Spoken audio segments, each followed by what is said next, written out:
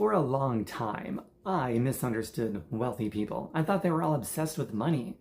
Well, a lot of them are, but the ones that I look up to, the ones who are truly wealthy in my personal opinion, um, I eventually realized something very different about them.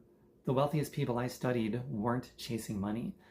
They were chasing ownership. Ownership creates leverage. Ownership creates options. Ownership, it creates freedom. Money by itself doesn't do any of those things.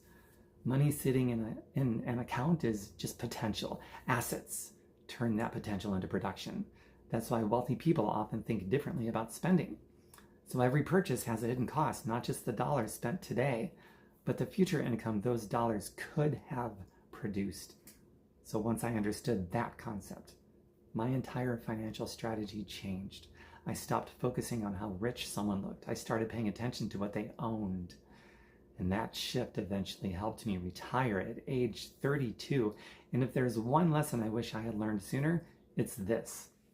Wealth is not about having more money. It's about owning more things that work for you for the end goal of being a free human being, free to control my time, free to control how I want to live my life on this planet until someday it's obviously going to end.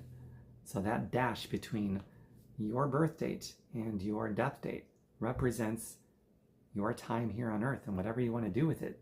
Do you really, truly own and control of it? Or, like most people, are you required to keep trading your time, that precious dash between your birth date and death date, in order to keep getting money so that you can keep paying bills and putting food on the table?